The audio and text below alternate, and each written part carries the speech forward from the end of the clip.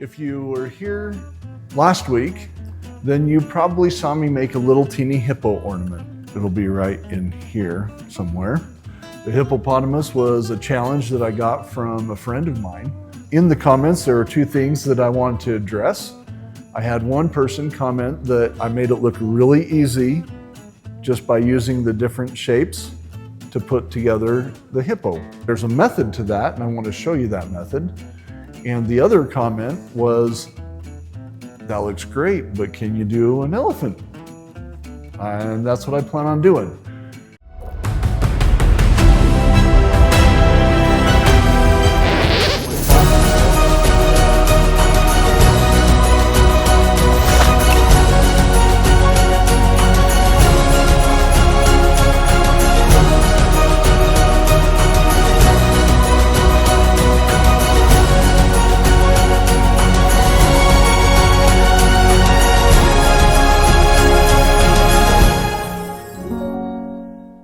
Now I could do an elephant the same way I did the hippo, but in my head I started thinking that I really like the idea of their really long trunk reaching up like it's hanging from something, like a hook or a tree branch. So here's what I plan on doing right here. I don't know if that makes a whole lot of sense to you, but it doesn't have to. I will describe it right now. This is my method. I start with circles. I start with the body. If it's longer, I add a second circle by it and attach them. Circle for the head, circles for eyes. This right here will be a coil. I'll do a circle for a ball of clay that's smashed for the ears. And these legs, to make it so it's lightweight, those legs are going to be hollow, so I'll make them out of a slab. So I've been able to identify at least 6 balls of clay, 4 textured slabs, 1 coil. The extras are the tail, the mouth, and the tusks. So I've been able to identify these things. This will make it easier for me. Big fat body, big old ears, long nose, and you can't go wrong. It's gonna be an elephant. So here we go. I'm gonna make that right now. I am going to start by making a ball of clay. This is going to be for the body. This is going to be the body. I'm going to take this right here. This is burlap. Okay. This is going to give me some texture. I'm going to roll this ball on the burlap. This is going to give me elephant hide. Okay. Can you see the texture that it gave it? That's going to be my elephant hide. Okay. Now I'm going to make this a little bit different shape. I want there to be a big fat bottom, and I want this to look like an avocado. When it's all done,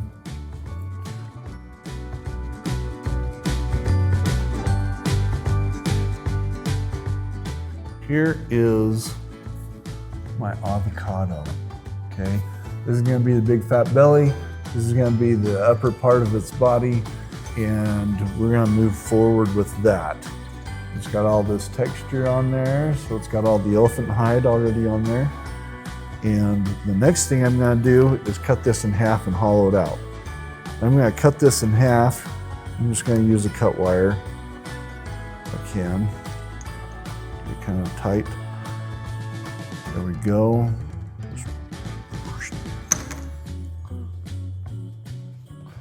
Now this is the part that takes the longest because I want to make this kind of thin, so I'm going to go and dig it out.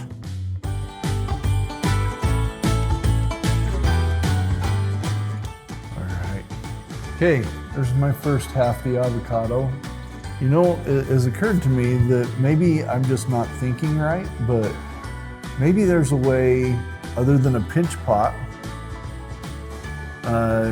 that people can figure out how to do this. Make a hollow piece, completely hollow, without just digging it out or making 2 pinch pots and connecting them together. So if you have something like that, a feather in your cap that you're willing to share, you can leave it in the comments. I wouldn't mind. I'm always up for learning new stuff and new techniques. That's why I'm making an elephant right now. because I've never done this one before. And it seems like it's going to be fun.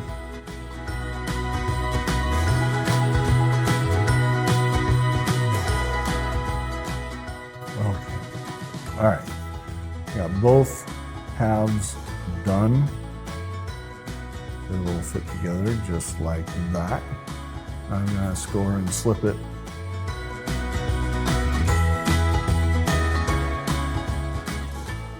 Okay. It's got a seam, and that seam needs to be stitched together somehow, so I'm going to use this, blend it together. And I like using the wooden tools better than my finger because my fingers tend to slide across all the slip.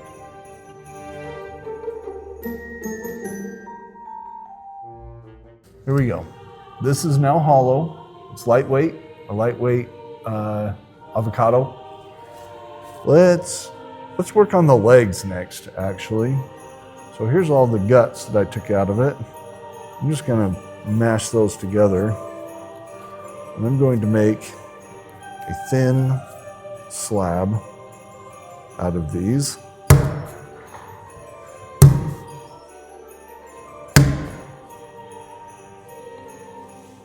Now I could rolling pin this, but I'm not really that picky or fussed with that this time.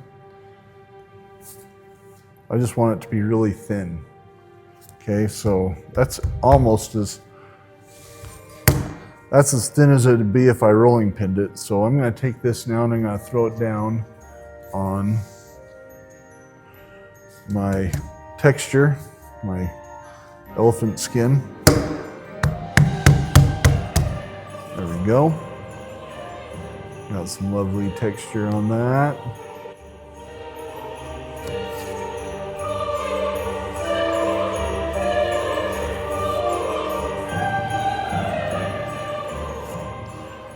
Guys, this is kind of just guesswork right now, so I'm going to cut this. This is going to be the legs.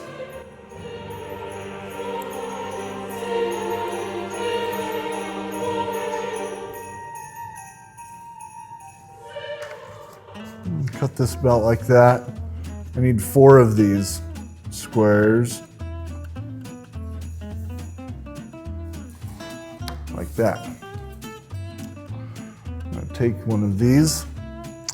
And I'm going to take the back of my needle tool because it'll work, and I'm going to wrap that around it like that.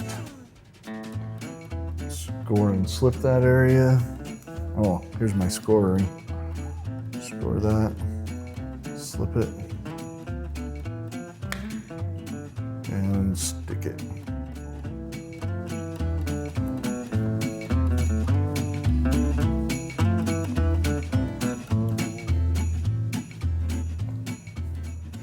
There's one leg.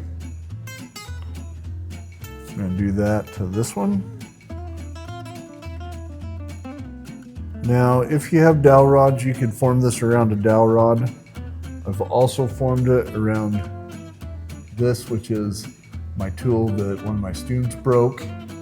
So I could just slide that off there. But the needle tool is in my hand, so obviously I'm using what it is just sitting right there, because that's the way it rolls sometimes. Another leg, last leg. Here are all 4 of my legs. Here's my body. I'm going to take this and I'm going to start forming the legs in some manner that I think that they would look like. So I'm going to bend this back a little bit. See what I did? Kind of bent it. I'm going to do the same thing with this one. This one I'm going to leave semi-straight. Okay, so I'm going to take the first one that I made. That's this guy right here. And I'm going to pinch the top part together. And that's going to go over here. It's going to be like the elephant is kind of like reaching up. So So this back side that I smashed together, I'm going to just kind of round it off a little bit and roll it on my texture a little bit. And score, slip, score, and slip. It's backwards. Should be that way. There we go. Okay, so there's one leg, kind of like it's reaching up a little bit. Just push that in. You need to push it in with a little texture. There we go. Okay, so there's all my legs attached to this guy. I'm gonna put a head on him. The head's just gonna be a ball. Okay, that's gonna be the head. Roll it around on elephant texture. Now, it seems like the head is small, but once you put the ears on, you're gonna see that it won't seem small anymore. Okay, see how small the head looks? Just wait till I get the ears. I want 2 balls, probably a little bigger than the head for the ears. Why? Because if we're gonna make ears for an elephant, we might as well exaggerate them, make them as big as we can, right? Dumbo style. I'm gonna take these and I'm gonna kind of roll them on an angle so that I create kind of a cone. Sometimes it takes a couple of strikes. There we go. Okay, I'll take that and roll it around on there while I'm pushing down a little bit. Give it the elephant texture. Just the one ear. So it's kind of trying to lift up. It's kind of flying. It's doing good. All right. I think we're heading in I'm heading down a good road with this guy. We're gonna add the trunk on next, and then the whole head will come together. For this trunk, I'm going to roll a coil. Now I want to be able to bend this coil a lot, so I'm going to get a wet sponge. I'm gonna wet my table a little bit. I'm gonna roll my coil on a damp surface, which makes it so it'll bend easy without cracking. Okay, I want to make this extra long. Exaggeration is one of the key elements. There we go. I think that'll do it. I'm going to cut this off right in here.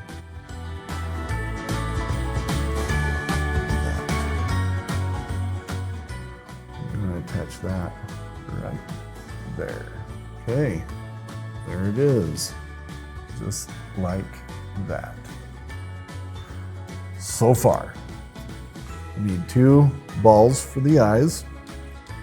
They should be the same size, unless you want to make them really whacking out, and then you can make them one small and one big one. Should we do that? Let's try it. What will it look like? I don't know. There we go. It's not really a ball. It's less of a ball and more of that. That's going to be where the mouth is.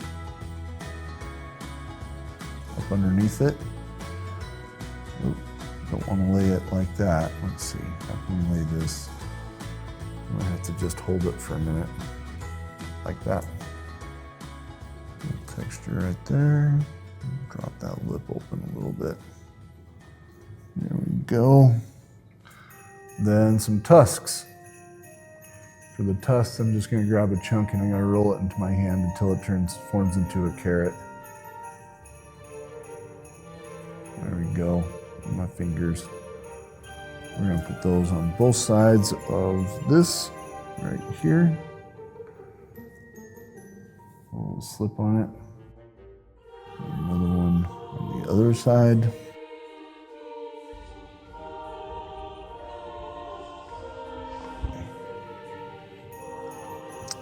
Needs some pupils on its eyes. For this, because I don't want those to be big, I want them to be little teeny pupils, like it's almost scared.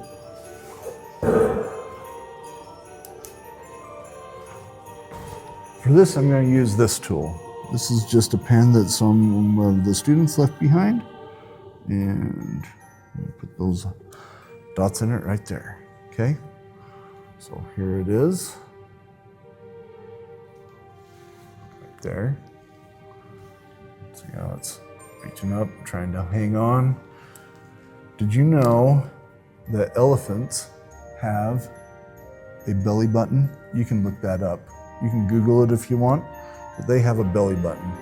So this is going to be great for me because I need to poke a hole in this someplace right here, or else it's going to explode. So there's my hole, and there's my belly button right there. Okay. Now the last thing that it needs is a tail. Right there. I'm going to do this to it first, though, because I think it's funny.